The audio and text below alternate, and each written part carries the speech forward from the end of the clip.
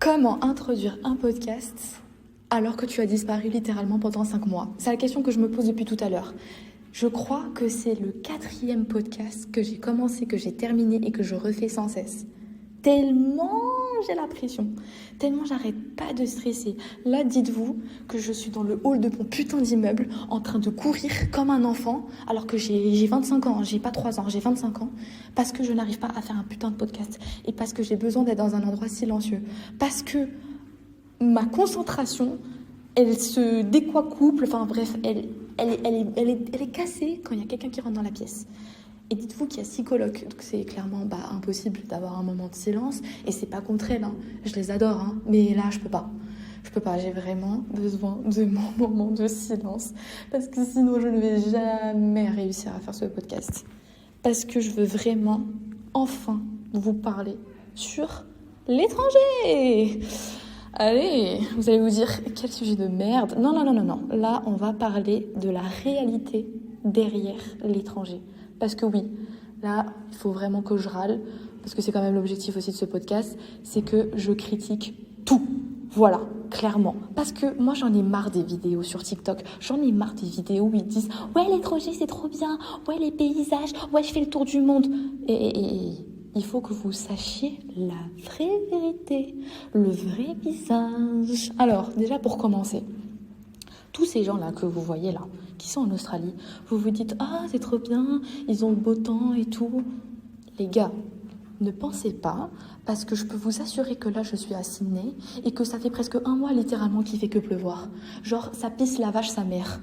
Je vais pas vous expliquer comment ni pourquoi, mais la météo là, elle est pourrie en ce moment. Alors oui, peut-être qu'à Paris, ça fait 6 mois qu'il pleut, mais bon, Paris, il y a un problème. Cette ville, clairement, elle est hantée. Je sais pas, genre même ma mère, quand elle fait des vidéos, s'il te plaît, genre il y a des fonds bleus derrière, des fonds bleus, des fonds gris, enfin des variétés de gris que t'étais même pas consciente, tu pensais même pas que ça imaginait dans le monde, mais ça existe. En tout cas, pour en venir à notre sujet et pour ne pas s'éparpiller, parce que je me connais, je vais m'éparpiller, on revient sur l'étranger. On revient sur les défauts de l'étranger. Allez, on dirait que je suis une Macarena. Le truc, en fait, ce qui m'énerve, c'est qu'on a trop tendance à idéaliser l'étranger. Dans le sens où, genre, tout le monde pense que pour aller à l'étranger, il faut forcément être riche. Moi, je vous le dis, je me suis positionnée en septembre et je suis partie en janvier. C'est-à-dire que de septembre à décembre, j'ai eu 2 boulots, j'ai économisé, je suis partie. Il ne faut pas forcément être riche pour aller à l'étranger, mais c'est une question d'organisation. C'est une question aussi où vous allez vous dépasser et vous allez devenir autonome. Et ça, c'est en fait pour moi, en fait tous ces aspects-là, c'est même pas une question de qualité, c'est juste que vous trouvez des excuses de merde, genre en mode ouais, je vais pas aller à l'étranger parce que j'ai pas de thunes, travail, je vais pas aller à l'étranger parce que je sais pas parler anglais. Chérie, rends-toi sur place et t'apprendras l'anglais. Je vais pas aller à l'étranger parce qu'il y a des avantages en France. Franchement, cassez pas les couilles, parce que franchement, il y a pas d'autre terme, hein. Vous cassez les couilles. Vous cassez les couilles, les Français. Vous vous plaignez tout le temps pour X, Y, Z. Si vous avez envie de vous donner la peine, si vous avez envie, allez-y. Genre, il n'y a pas d'excuse possible, plausible, qui existe. Et en fait, ce qui me saoule aussi, c'est que tous les petits Français là, qui sont dans leur petit bar là, en train de boire du pinard là, qui sont en train de critiquer Huguette ou Jean-Jacques, qui est au Canada ou qui est à Londres ou qui est, je sais pas dans quelle ville du monde, bref, qui est en train de dire, t'as vu, elle a encore voyagé, mais en fait, elle fait ce qu'elle veut. Et si elle a voyagé, et si elle fait un tour du monde, c'est parce qu'à un moment donné, la personne, elle a travaillé. Nous, et en tout cas, le problème avec les réseaux, c'est qu'on filme jamais l'envers du décor. Mais vous savez le nombre de personnes qui ont réussi à trouver un job ici en Australie au bout de 4-5 mois? Parce que moi, ma cousine, elle me fait rire quand elle m'appelle et qu'elle me dit « Ouais, Lara, j'ai trop envie de te rejoindre en Australie. Chérie, toi, t'as 23 ans, t'as le permis, t'as un logement, t'as un boulot. Moi, je vais avoir bientôt 26. J'ai pas de mec, j'ai pas de vie, j'ai pas de boulot. Je sais même pas ce que j'ai accompli dans ma vie. C'est limite, tu te poses des questions, tu vois, tu te remets en question, tu te dis « Ok, bon, je suis à l'étranger, c'est sympa, t'es perdu dans ta vie. » Mais est-ce que tu as vraiment accompli quelque chose? Alors oui, tu me diras, en 5 mois, j'ai réussi à avoir un loyer, en 5 mois, j'ai réussi à être indépendante financièrement, mais c'est pas tout rose. Après, tu me diras, mais la vie n'est pas tout rose de base. Ouais, c'est vrai. Là, vous devez vous dire, la fille, elle est en train de dépiter. Ah non, mais franchement, j'ai besoin de vider mon sac. C'est l'objectif de ce podcast, c'est que je vide mon sac. Et clairement, je n'ai pas envie de faire de montage. Je n'ai pas envie de me casser la tête parce que ça fait quand même 6 fois que je fais le podcast. Ça fait 6 fois que j'essaye de le faire. Ah, j'en peux plus. J'en peux plus. J'ai besoin d'un verre d'eau. Je suis en train de me déshydrater. J'ai l'impression que c'est ma thérapie. Ah, clairement, c'est ma thérapie. Ça fait 5 mois que je n'ai pas fait de thérapie. Là, je me lâche. Et en fait, le truc aussi qu'il faut que vous sachiez sur l'étranger, c'est que tout le monde place trop d'espoir sur l'étranger. Tout le monde dit, je vais aller à l'étranger, je vais changer. Les gars, vous n'allez pas changer, vous allez juste avoir un déclic. Je vous le dis tout de suite. Moi, on m'a dit, ouais, tu verras, à l'étranger, tu seras une pute. Ah, mais clairement, on me l'a dit. Hein. Oui, on me l'a dit. Parce qu'on m'a dit, ouais, tu verras, l'Australie, ça ken à droite, à gauche. Est-ce que je ken? Je ken pas du tout. Je ken rien du tout. Franchement, je me demande, même si un jour je rekennerai, tellement c'est le néant dans ma vie. Mais ce que je veux dire par là, c'est que les gens pensent trop que l'étranger, c'est un truc de ouf. Et je peux vous dire une chose, quand vous êtes sur place, c'est pas si ouf que ça. Alors, le truc en fait avec l'étranger et que vous devez comprendre, c'est que vous allez prendre un goût à la liberté parce que vous avez la liberté de tout. Et dans mon cas, moi, vu que je vivais chez ma mère, bien évidemment que je prends goût à la liberté de sortir, liberté financière, liberté dans tous les sens du terme, et t'apprends un peu sur le tas en fait, que ce soit avec les bonnes ou les mauvais moments, on va dire, qui t'accompagnent dans la vie. Mais ce que je veux vous dire par là, c'est que l'étranger ne fait pas tout. L'étranger ne va pas vous changer. L'étranger, c'est clairement un déclic. Tout le monde place trop d'espoir dans l'étranger. Tout le monde pense que l'étranger, c'est un truc de ouf. Les gars, si vous avez envie de vivre votre vie, vous le faites. C'est juste que vous en donnez pas la peine. Et il ne faut pas croire que c'est plus facile. Justement, ça peut être même plus difficile, l'étranger. Parce que dites-vous que vous êtes seul, que demain, vous avez un problème. Vous ne pouvez pas appeler vos parents et dire « Ah, ça va pas ». Parce que vos parents, ils vont vous répondre, ils vont vous dire « Mais en fait, c'est toi qui as voulu partir à l'autre bout du monde ». Et là, vous faites moins les malins. Là, vous ouvrez beaucoup moins votre bouquet, votre bouche, quoi. Votre muse. Comment on appelle le truc, là, le truc des canards, là?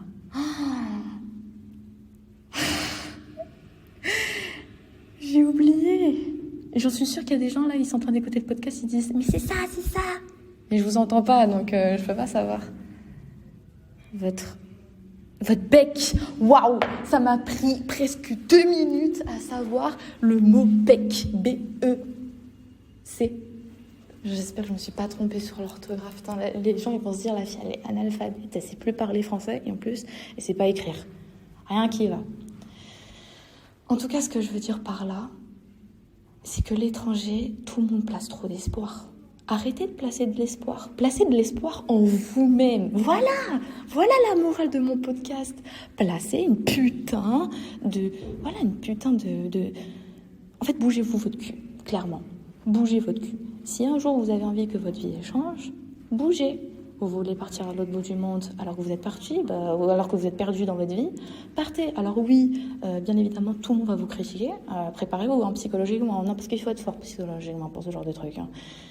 Préparez-vous, faites-le. Mais au moins, vous l'avez fait. Vous ne pouvez pas vous dire « Ah, mais je ne l'ai pas fait » ou vous avez des remords, vous avez des regrets. Parce que moi, pendant 3 ans, parce que oui, moi, à l'étranger, ça faisait un moment que je voulais partir. C'était depuis le bachelor, parce que j'ai quand même un master qui me sert à rien au passage parce que j'ai jamais trouvé de CDI en France. Bon courage à tous ceux qui sont diplômés. C'est pas du tout un message négatif, mais c'est juste la réalité du terrain. Pour tous ceux qui prennent la voie du marketing. Allez, quelle voie de merde. Bref, revenons sur notre sujet. Arrêtez de placer de l'espoir dans l'étranger. Ne pensez pas que ça va vous changer. Parce que, en fait, le truc, c'est que l'étranger, vous allez être autonome. Il n'y a pas à y avoir maman et papa. C'est sympa un temps. Mais je peux vous assurer que ça va vous faire sortir les pires versions de vous-même, mais aussi les meilleures. Et quand ça fait sortir les pires, malheureusement pour vous, j'espère que vous êtes accrochés psychologiquement. Parce que le nombre de personnes que je vois ici en hostel, ça fait 6 mois, clairement, ils vont en boîte. C'est pas pour les critiquer, mais c'est juste que c'est les mêmes personnes qui après viennent me voir le lendemain et qui me disent « Ah non, mais t'inquiète, je vais changer. » Fais pas genre, tu vas pas changer. Et en fait, ce qui est fatigant pour ces gens-là, c'est que t'es en mode « Mais en fait, tu serais en France, ça serait exactement le même schéma. L'étranger ne t'a pas changé. » Et ne pensez pas que l'étranger va vous changer, ça va même... Parfois, pour certains, ils sont obligés de revenir, de rentrer à la maison parce qu'ils n'ont plus rien. En fait, l'étranger, c'est le déclic. En fait, le seul ennemi, c'est vous-même. Si vous avez envie que votre vie, elle change, changez-vous vous-même. Moi, je sais que j'ai eu besoin d'aller à 17 000 km pour me prouver des choses, mais j'aurais pu très bien le faire à 5 km de chez moi. Juste, j'ai voulu me casser la tête. J'ai voulu payer un billet hyper cher. J'ai voulu, faire la milliardaire, alors que je suis même pas milliardaire. Pourquoi j'ai fait ça ? Pourquoi ? On sait pas. Mais je l'ai fait quand même. Après, je regrette pas du tout. Loin de là. Justement, je pense que ça a été justement la meilleure décision de ma vie. Mais je trouve qu'aujourd'hui, et c'est pour ça que je fais ce podcast, et c'est pour ça que je râle sur ça, on idéalise beaucoup trop l'étranger. Si vous allez à l'étranger, moi, le seul conseil que je peux vous donner, c'est que vous devez y aller pour des objectifs concrets. Si vous n'avez pas d'objectifs concrets dans votre vie, si vous pensez que vous allez aller à l'étranger parce que vous avez envie de kiffer et tout, c'est de la merde. C'est clairement de la merde. Je vous le dis, ça sert à rien que vous allez à l'étranger, restez à la maison. Restez à la maison, touchez le chômage et allez en boîte à la limite. Mais ne faites pas ça en Australie parce que, ou en tout cas dans un autre pays. Si vous avez de l'argent, faites-le, il n'y a pas de souci, tu vois. Mais si vous êtes dans une situation où vous vous cherchez et tout, en fait, c'est ça. Quand vous vous cherchez ou que psychologiquement vous êtes faible, est-ce que c'est une bonne idée d'aller à l'étranger ? Je ne pense pas. Pour certaines personnes, ça va leur faire, ça va leur faire bouger leur cul, dans le bon sens du terme, mais t'en as d'autres, ils vont sombrer. Si psychologiquement, ils sont pas assez forts, ils vont sombrer. Et le truc, c'est que il faut comprendre aussi que l'étranger, on réagit pas tous de la même manière. Encore pas plus tard qu'il y a 3-4 jours, mes colocs, ils sont partis. D'autres colocs qui sont restés 6 mois. Et 6 mois, c'était largement assez pour eux. Moi, ça va faire aller 4-5 mois. Pour moi, c'est pas assez. C'est pas assez parce que je me suis mis des objectifs que je dois atteindre. Et tant que je n'ai pas atteint mes objectifs, je peux pas partir du pays.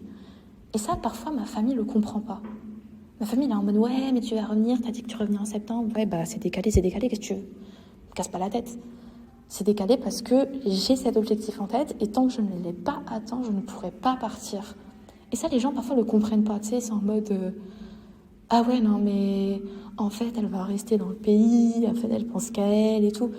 En fait, les gens, ils vivent en France, ils imaginent des vies, genre par exemple, moi, ça me fait trop rire quand ils envoient des vidéos, ils disent ouais, des grosses araignées, des gros serpents. Oui, il y a des animaux dangereux, mais je vous signale que dans la Comrousse aussi en France, il y en a parfois. Hein. Et qu'il y a des animaux aussi dangereux. Enfin, je ne sais pas si vous avez vu un peu les tailles de serpents en Amazonie, mais ils sont beaucoup plus impressionnantes que certaines en Australie. Hein. Donc les gens s'imaginent 1001 choses sur l'étranger, mais vous n'y êtes pas sur place. Vous ne pouvez pas juger, critiquer, vous n'y êtes pas et vous ne l'avez pas fait.